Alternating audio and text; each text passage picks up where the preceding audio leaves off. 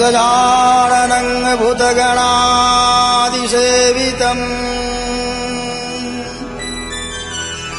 कपिस्थजम्बुफलचारुभक्षणम् उमासूतं शोकविनाशकरकम्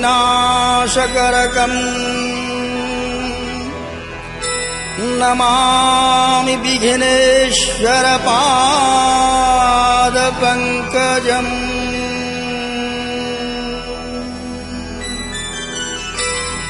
ॐ नमो देवै महादेवै शिवायै शततं नमः। नमः प्रकृतिभद्रायै नियतां प्रणतास्मिताम्।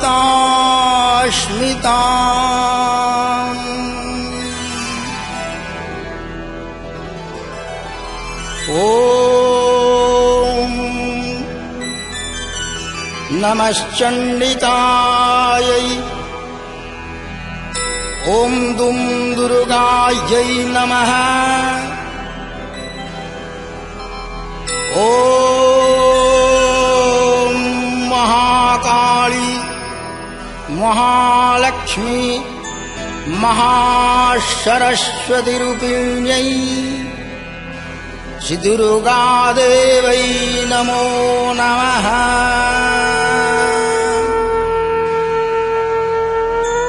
ॐ जटाजूटसमायुक्तामरधनुकृतलक्षणाम् लोचनत्रयसंयुक्ताम् पदबन्धुसदृशाननाम्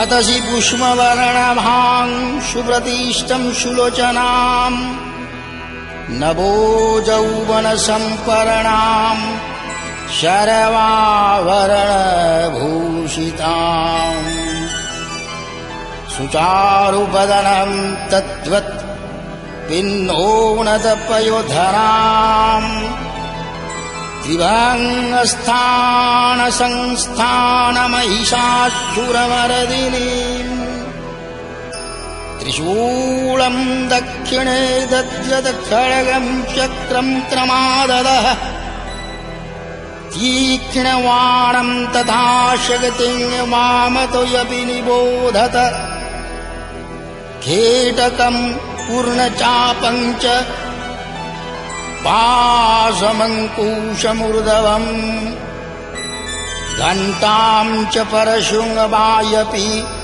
वामतो सन्निवेशयेत् अधस्तानमहिषं तद्वत् विशिरस्कं प्रदर्शयत् शिरश्चिच्छेदोद्भवं तद्वत् दानवं खड्गपाणिनम् हृदि शूलेन निभीर्णं निर्दयन्तं विभूषितं रगतो रगतकृताङ्गं च रगतो विस्फारिते क्षणाम् वेष्टितं नागपाशेन भृकुटिभीषणानाम् सपाश वामहस्तेन द्रुतकेशं च दुर्गया वमद्रुधिरं वक्त्रं च देव्यः सिंहं प्रदर्शयेत् देव्यास्तु दक्षिणं पादं समसिंहोपरि स्थितं किञ्चिदुरुधं तथा वामङ्गुष्ठो महिषोपरि स्तूयमानं च तद्रुमपरै सन्निवेशयेदो।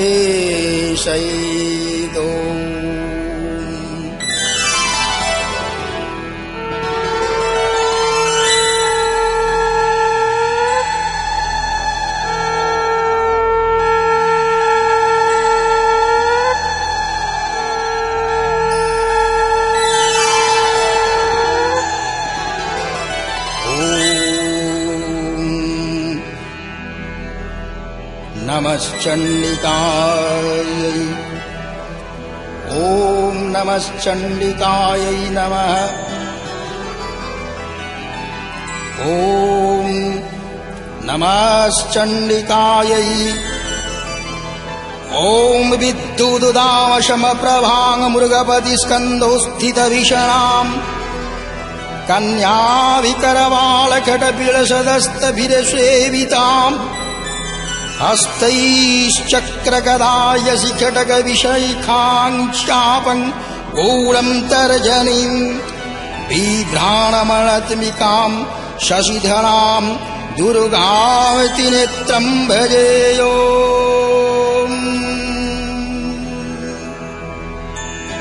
ॐ नमश्चण्डिकायै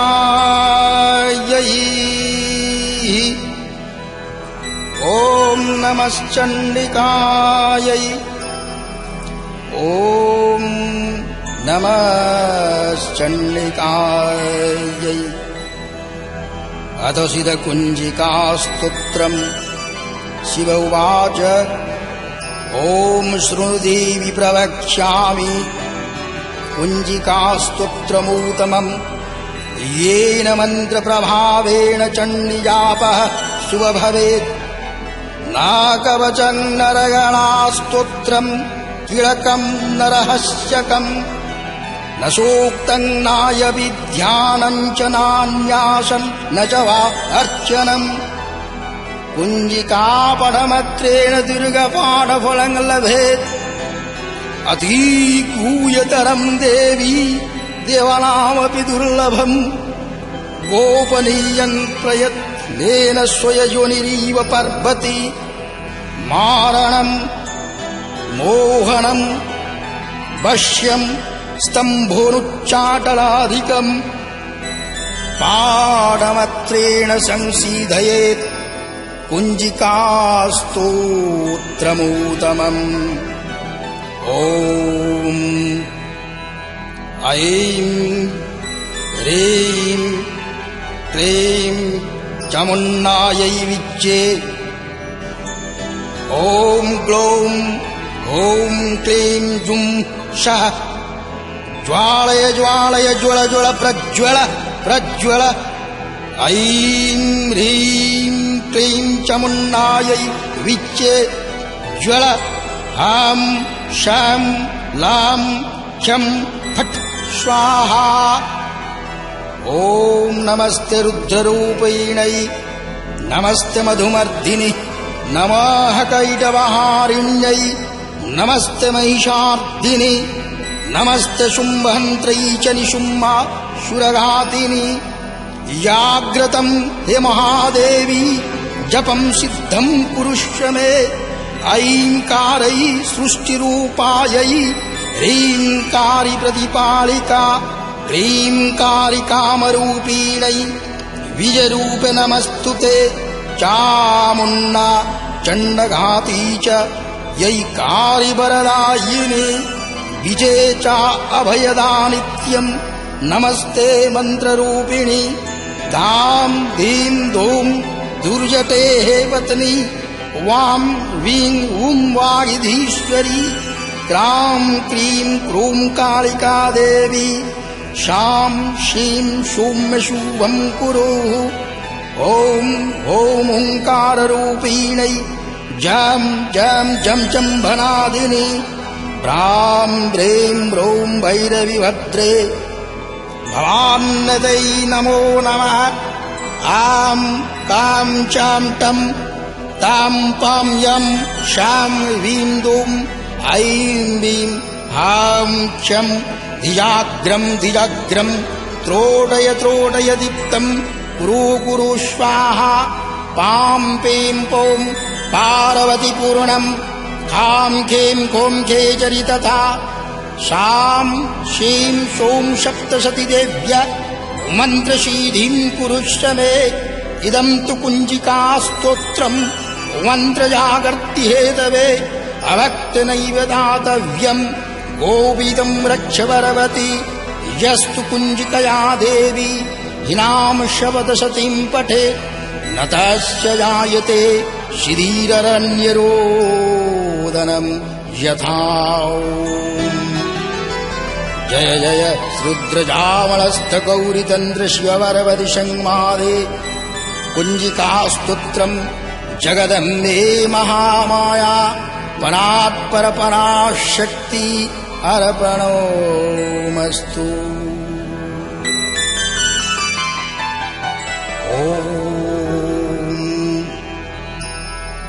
ओम अश्योश्रियरगणा स्तोत्रमन्त्रस्य विष्णुरूषिः अनुष्टुप्छन्दः श्रीमहालक्ष्मीर्देवताः श्रीजगदम्मा प्रीतयर्थे सवतो सति पठाङ्गत्वेन जपे विनियोगः। ॐ नमश्चण्डिकायै। मार्कण्डेय उवाच ॐ जयन्ती मङ्गला काली भद्रकाली कपालिनी दुर्गा क्षमा शिवा धात्री स्वाहा स्वधा नमस्तुते। जय त्वं देवी चामुण्डे जय भूतार्तिहारिणी जयो शरवगते देवी कालरात्रि नमस्तुते। मधुकैटवविद्रावी विधातृवरदे नमः। रूपं देहि जयं देहि यशो देहि दिशो जहि। महिषासुरनिर्नाशि भक्तानां सुखदे नमः। रूपं देहि जयं देहि यशो देहि दिशो जहि। रक्तबीजवधे देवी चण्डमुण्डविनाशिनी। रूपं देहि जयं देहि यशो देहि दिशो जहि। शुम्भशैव निशुम्भस्य धूम्राख्यस्य च मर्दिनि। रूपं देहि जयं देहि यशो देहि दिशो जहि। वन्दिताङ्घ्रियुगे देवी शरव सौभाग्यदायिनी। रूपं देहि जयं देहि यशो देहि दिशो जहि। अचिन्त्य रूपचरिते शरवशत्रु विनाशिनी। रूपं देहि जयं देहि यशो देहि दिशो जहि। न तेभ्यः सर्वदा भक्त्या चण्डिके दुरितापहे। रूपं देहि जयं देहि यशो देहि दिशो जहि। स्तुवद्भ्य भक्तिपूर्वं त्वं चण्डिके व्यधिनाशिनी। रूपं देहि जयं देहि यशो देहि दिशो जहि।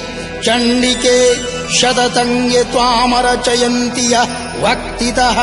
रूपं देहि जयं देहि यशो देहि दिशो जहि। देहि सौभाग्यमारोग्यं देहि मे परमं सुखं। रूपं देहि जयं देहि यशो देहि दिशो जहि। विदेहि दिशतां नाशं विदेहि बलमूचकै। रूपं देहि जयं देहि यशो देहि दिशो जहि। विदेहि देवी कल्याणं विदेहि परमां श्रियं। रूपं देहि जयं देहि यशो देहि दिशो जहि। सुरा असुर शिरोरत्न निकृष्ट चरणे अंबिके। रूपं देहि जयं देहि यशो देहि दिशो जहि। विद्यावन्तं यशस्वन्तं लक्ष्मीवन्तं जनं कुरु। रूपं देहि जयं देहि यशो देहि दिशो जहि। प्रचण्ड दैत्यदर्पघ्ने चण्डिके प्रणताय मे। रूपं देहि जयं देहि यशो देहि दिशो जहि। चतुर्भुजे चतुर्वक्त्र संस्तुते परमेश्वरि। रूपं देहि जयं देहि यशो देहि दिशो जहि। कृष्णेन संस्तुत देवी ससद्भक्त्या सदयम्बिके। रूपं देहि जयं देहि यशो देहि दिशो जहि। हिमाचलसुतानाथ संस्तुते परमेश्वरि। रूपं देहि जयं देहि यशो देहि दिशो जहि इन्द्राणि पदिशदभाव पूजिते परमेश्वरि रूपं देहि जयं देहि यशो देहि दिशो जयि देवी प्रचण्ड दोर्दण्ड दैत्यदर्प विनाशिनि रूपं देहि जयं देहि यशो देहि दिशो जयि देवी भक्तजनदाम दत्ता नन्दोतये अम्बिके रूपं देहि जयं देहि यशो देहि दिशो जयि पत्नीं मनरमां देहि मनवृत्तानुसारिणीं तारिणीं दुर्गसंसार सागरस्य उलद्भवाम् इदं स्तोत्रं पठित्यां तु महास्तोत्रं पठन्नरः शतुशपथशती संख्या वरमाप्नोति सम्पदाम्। ॐ श्रीदेव्या अरगला स्तोत्रं भगवती जगदम्बे अर्पणमस्तु। श्रीमहामायाः भद्रकालिकायै रक्ष मां सर्वदा।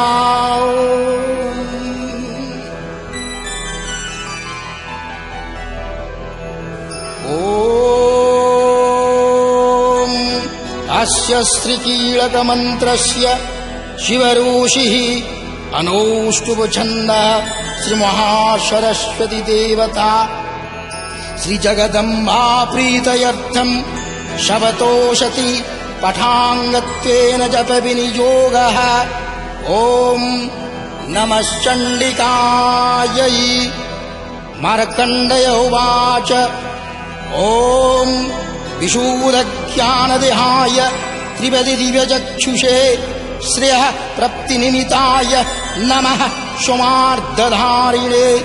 सर्वमेतत् द्विजानि जनमन्त्रणमपि कीलकं सोऽयपि क्षेममवाप्नोति सततं जप्य तत्परः। सीध्य नित्योच्चाटनादीनि वस्तुनि सकलन्यपि यथेन स्तुवतं देवी स्तोत्रमात्रेण सिद्धयति। नामन्त्रो नौषधं तत्र नाकिञ्चिदपि विद्यते विना जप्येन सिद्धयेत् शरवमुच्चाटनादिकम्। समग्राण्यपि सिद्धयन्ति लोकशङ्कमिमङ्गलः कृत्वा निमन्त्रयमाश शर्वमिदं शुभम्। स्तोत्रं वै चण्डिकायस्तु ततो गुप्तं चकारशः समावनति सुपुण्येन तां यथावर्णीयजन्त्रणं सोऽयपि क्षेममवाप्नोति सर्वमेव न संशयः। कृष्णायम्ब चतुर्दश्यामष्टम्यं वा समाहितः ददाति प्रतिगृह्णाति नान्यथैष प्रसीदति।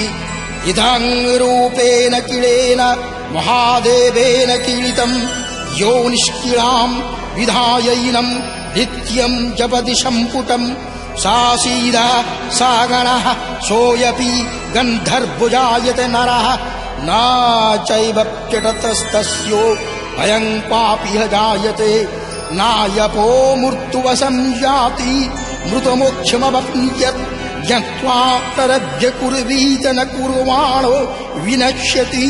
ततो ज्ञातैव सम्पन्नमिदं प्रारभ्यते बुधैः सौभाग्यादि यत्किञ्चित् दृश्यते ललनाजने तत्सर्वं त्वत्प्रसादेन जनजप्यमिदं शुभम्। शनेस्तु जप्येमाने अस्मिन् स्तोत्रे सम्पति रुचकै भवत्येव समग्रापि ततः प्रारभ्यमेव तत् ऐश्वर्यं यत्प्रसादेन सौभाग्यरोग्यसम्पदा। शत्रुहानिः परो मोक्षः स्तूयते शान किं जनैः। ॐ श्री भगवत्या कीलकस्तोत्रं जगदम्बे दुर्गे अर्पणमस्तु। शिवे रक्ष माम्। ॐ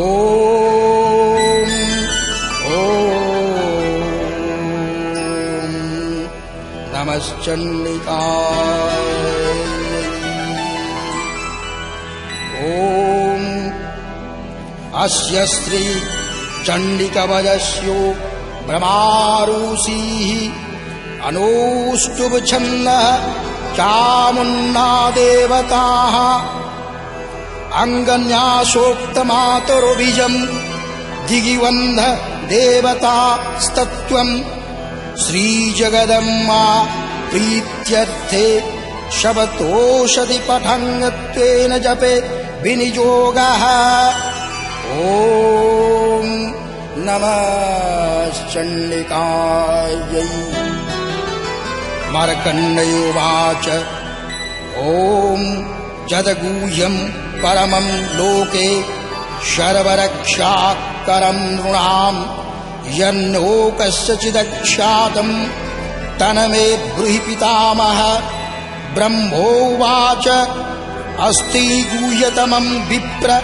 सर्वभूतोपकारकम् देव्यास्तु कवचम् पुण्यम् तच्छृणुष्व महामुने प्रथमम् शैलपुत्री च द्वितीयम् ब्रह्मचारिणी तृतीयम् चन्द्रघण्टेति कुष्माण्डति चतुर्थकम् पञ्चमम् स्कन्धमातेति षष्ठम् कात्यायनीति च सप्तमम् कालरात्रीति महागौरीति षष्ठमम् नवमम् सिद्धिदात्री च नवदुर्गाः प्रकीर्तिताः उक्तन्यतानि नामानि ब्रह्मणैव महात्मनः अग्निना दह्यमानस्तु शत्रुमध्ये गतोरणे विषमे दुर्गमे चैव भयार्ताः शरणं गताः न तेषां जायते किञ्चित् शुभं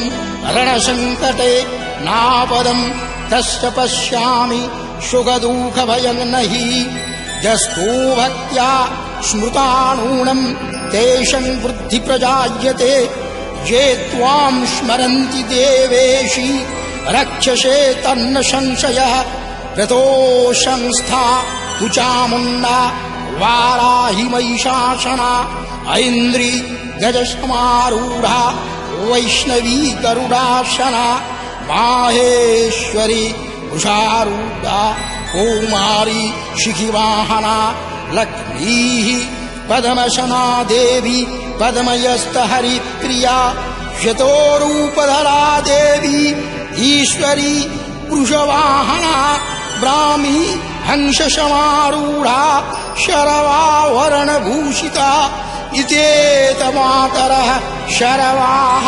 शर्वयोगसमन्विताः नानावर्णशोभज्य नानारत्नपशोभिताः दृश्यन्ते रथमारूढा देव्यः क्रोधसमाकुलाः शङ्खम् चक्रम् गदाशकटिम् हलं च मुषलायुधम् खेटकम् तोमरम् चैव परशोम् पाशमेव च कुन्तायुधम् त्रिशूलम् च शारङ्गमायुधमूतमम् दैत्यानाम् देहनाशाय भक्तनामभयाय च धारयन्त युधानित्यम् देवानाम् च हिताय वै नमस्ते अस्तौ महारौद्रे महाघोरपराक्रमे महाबले महोदशाये महाभयविनाशिनी त्राहि मां देवी दुष्टक्षे शत्रूणां भयवर्धिनी प्राच्यं रक्षयतु मामयन्द्री यज्ञमग्निदेवताः दक्षिणयवतु वाराही नैऋत्यं खड्गधारिणी प्रतीच्यमवारुणी रक्षदवयव्यं मृगवाहिनी उदीच्यां पातु कौमारी ऐश्यानां शूलधारिणी ऊर्ध्वं ब्रह्माणि मे रक्षे दधस्पाद वैष्णवी तथा एवं दश दिशो रक्षे चामुण्डसमवाहना जया मे चक्रतः पातु विजय पातु पृष्ठतः अजीतवामपार्श्वे तु दक्षिणे च पराजिता शिखा मुद्यौतिनी रक्षधूमा मूर्धिनी व्यवस्थिता मलाधारि ललाटे च भ्रमौ रक्ष्यत यशस्विनी द्विनेत्रा च भ्रुवोर्मध्ये यमघण्टा च नासिके शङ्खिनी चक्षुष्मध्ये स्तोत्रजुधारवासिनी कपोलौ कालिका रक्षेत् कर्णमूले तु शङ्करी नासिकायं सुगन्धा च ऊतरस्थे च चर्चिका अधरे चमृतकला जिह्वायं च सरस्वती दन्तानु रक्षतु कौमारी कण्ठदेशे तु चण्डिका घण्टिकं चित्रघण्टा च महामाया च तालुके कमाखी चिबुकं रक्षेत वाचं सर्वमङ्गला दिवायां भद्रकाली च पृष्ठवं च धनुर्धरी नीलग्रीवा बहिः कण्ठे नलिकां नलकूवरी स्कन्धयोः खड्गिनी रक्षेत बाहू मे वज्रधारिणी हस्तयोर्दण्डिनी रक्षदम्बिकचङ्गुलीषु च नखाचूलेश्वरी रक्षत कुखौ रक्षत कूलेश्वरी स्तनौ रक्षन महादेवी मनः शोकविनाशिनी हृदये ललिता देवी उदरे शूलधारिणी नाभौ च कामिनी रक्षेत् यूयं यूयेश्वरी तथा पुतना कामिक मेढ्रं गुदे महिषवाहिनी कट्यां भगवती रक्षजानुनी विन्ध्यवासिनी जङ्घे महाबला रक्षेत सर्वकाम प्रदायिनी गुळुफयो नारसिंही च पादपृष्ठे तु तैजसी पादङ्गुलिषु श्रीरक्षेत् पादाधस्थलवासिनी नखानदंष्टकनाली च केशंश्चैवर्धकेशिनी रोमकूपेषु कौबेरी त्वं च वागीश्वरी दत्ता रक्तोमजा वशामंसन्यस्थिमिदंसि पर्वती अन्त्राणि कालरत्रीश्च पीतं च मुकुटेश्वरी पद्मावती पद्मकोशे कफे चूडामणिस्तथा ज्वालामुखी नखज्वलामभेद्य शर्वसन्धिषु शुक्रं ब्रह्माणी मे रक्षे क्षयं छत्रेश्वरी तथा अहंकारं मनबुद्धिं रक्षन्मे धर्मधारिणी प्रणापानो तथा ज्ञान उदानं च समानकं वज्रयस्ता च मे रक्षते प्राणं कल्याणशोभना रसे रूपे च गन्धे च शब्दे स्पर्शे च योगिनी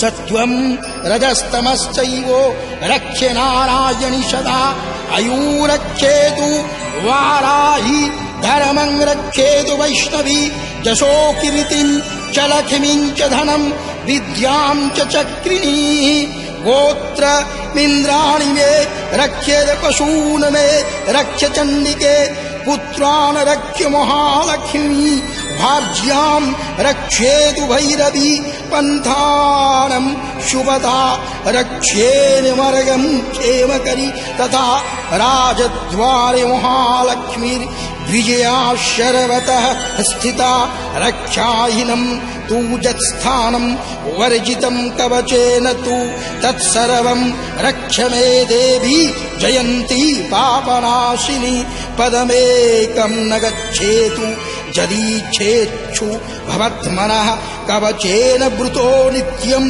यत्र यत्रैव गच्छति तत्र तत्रार्थलाभश्च विजयः सर्वकामिकः यं यं चिन्तयते कामं तं तं प्रप्नोति निश्चितं परमे शौर्यमतुलं प्रप्स्यते भूतले पुमान् निर्भयो जायते मर्त्यः संग्रामेषु पराजितः त्रैलोक्ये तु भवेद पूज्यः कवचेन पृतः पुमान् इदं तु दिव्यः कवचं देवानामपि दुर्लभं यः पठेद प्रयत नित्यं त्रिशन्ध्यं हृदयन्वितो दैवी कला भवेतस्य त्रैलोकस्य पराजितः जीवेत वर्षशतं शक्रम अपमूर्त विवर्जितः नश्यन्ति व्याधयः शरवे दूता विस्फोटकादयः स्थावरं जङ्गमं चैव कृत्रिमं चायपि यद्विषम् अभिचाराणि शरवाणि मन्त्रयन्त्राणि भूतले भुचरा ख्यजरश्चैवो जलजश्च पदेशिका सहजाः कूलजा माला डाकिनी शाकिनी तथा अन्तोरिक्ष्यचरा घोरा डाकिनीश्च महावराः ग्रहभूतो पिशाचस्य यक्ष्य गन्धर्व रक्षसाः ब्रह्म रक्षसवेताळाः उष्मण्ड भैरवादयः नश्यन्ति दर्शनातस्य कवचे हृदि संस्थिते मानोन्नति भवेद्रज्ञ स्तेज वृद्धिकरं परं यशसावरधते सोऽयपि कीर्ति मण्डित भूतले जपेद शपथ सतीं चण्डीं कृत्वा तु कवचं पुरा यावत्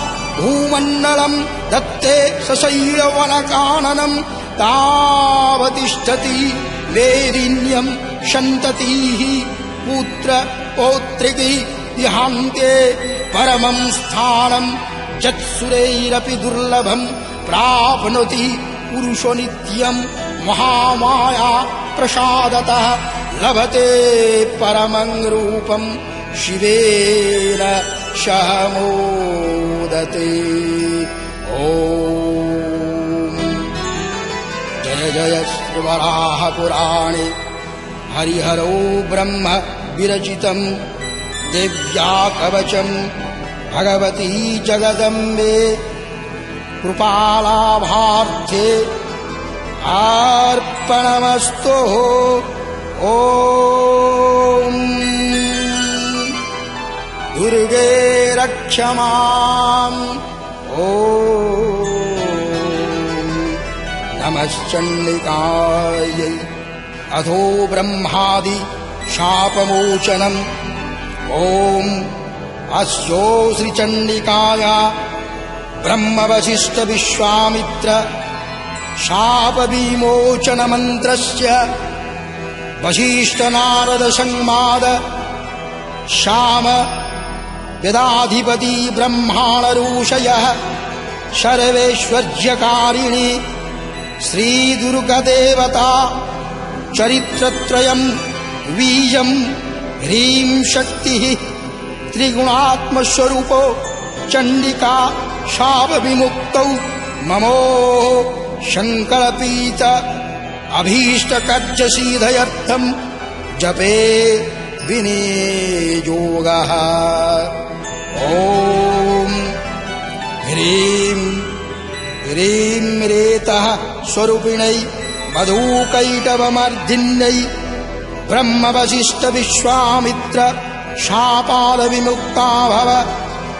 ॐ श्रीं बुद्धिस्वरूपिणै महिषासुरसंज्ञनाशिन्यै ब्रह्म वसिष्ठ विश्वामित्र शापादविमुक्त भव।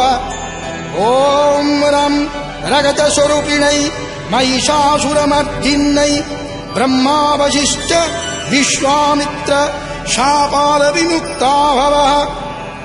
ॐ खुं उदास्वरूपिणै देववन्दितायै ब्रह्मो वसिष्ठ विश्वामित्र शापादविमुक्ता भव। ॐ क्षां क्षयास्वरूपिणै दुदशन्वादिन्यै ब्रह्म वसिष्ठ विश्वामित्र शापादविमुक्ता भव। ॐ शं शक्तिस्वरूपिणै धूम्रलोचनघातिन्यै ब्रह्मो वसिष्ठ विश्वामित्र शपादविमुक्ता भव। ॐ त्रों तृषास्वरूपिणै चण्डमुण्डवधकारिण्यै ब्रह्म वसिष्ठ विश्वामित्र शापादविमुक्त भव।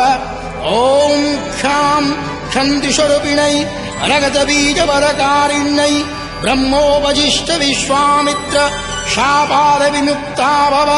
ॐ जां जादिस्वरूपिणै सोमवधकारिण्यै ब्रह्मो वसिष्ठ विश्वामित्र शपादविमुक्त भव।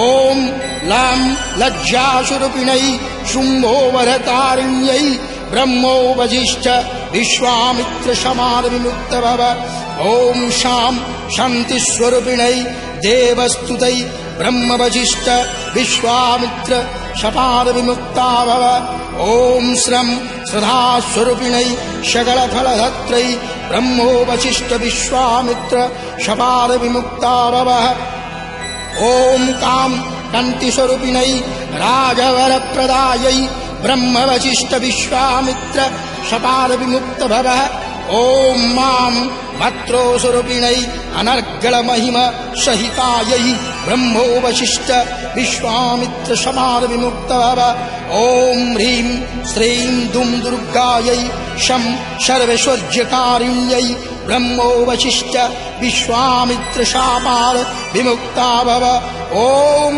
ऐं ह्रीं क्लीं नमः शिवायै अभेद्यकवचस्वरूपिण्यै ब्रह्मोपजिष्ठ विश्वामित्र शापादविमुक्त भव ॐ क्रीं काल्यै काली ह्रीं फट्स्वाहायै ऋग्वेदस्वरूपिण्यै ब्रह्मोपजिष्ठ विश्वामित्र शपादविमुक्ता भव ॐ ऐं ह्रीं क्लीं महाकाली महालक्ष्मी महासरस्वती स्वरूपिण्यै त्रिगुणात्मिकायै दुर्गादेवै नमः इत्येवं महामन्त्रं पठित्वा परमेश्वरः चण्डीपाठं देवारात्रौ कुर्यदेव न संशयः एवाङ्गमन्त्रं न जानाति चण्डीपाठं करोति यः आत्मानं चैव दातारं क्षीणं कुर्यन्न संशयः ॐ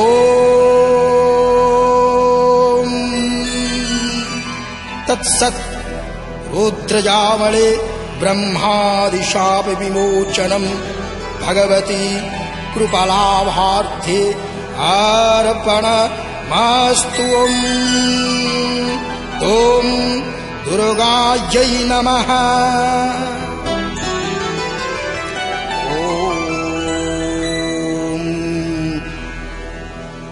रात्रिसूक्तम्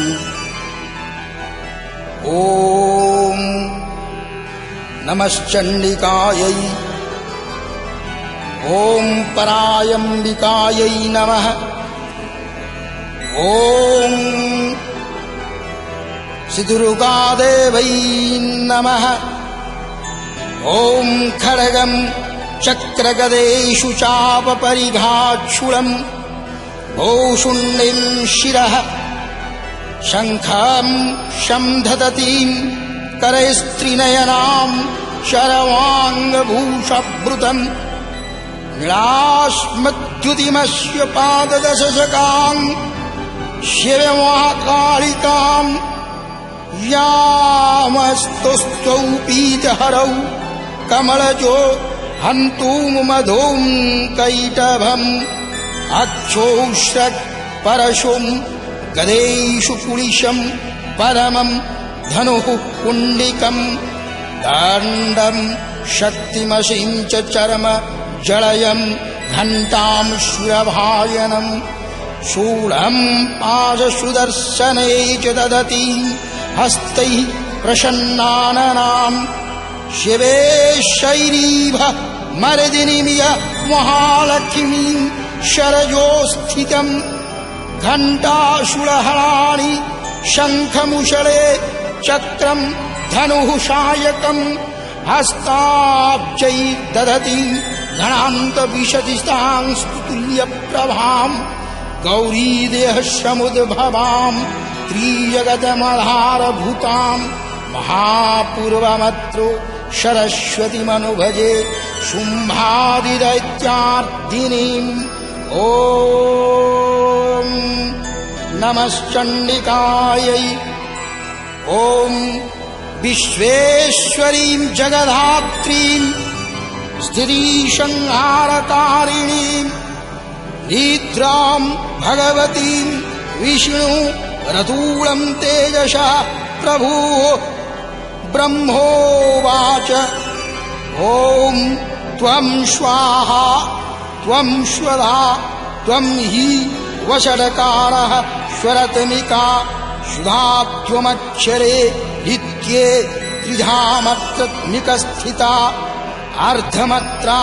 स्थिता नित्य यानुचर्य विशेषतः त्वमेव सन्ध्या सावित्री त्वां देवी जननी परा त्वयेतत् धर्ज्यते विश्वं त्वयेतत् सृज्यते जगत् त्वयेतदपल्यते देवी त्वमस्यन्ते च सर्वदा विसृष्टौ सृष्टिरूपा त्वं स्थितिरूपा च पालने तथा संभूति रूपन्ते जगतो यस्य जगन्मये महाविद्य महामाया महामेध महास्मृति महामोहा च भवति महादेवी महासुरी प्रकृतिस्त्वं च सर्वस्य गुणत्रय विभाविनी कालरत्रिर्महारत्रिर्महोरत्रिश्च दारुणा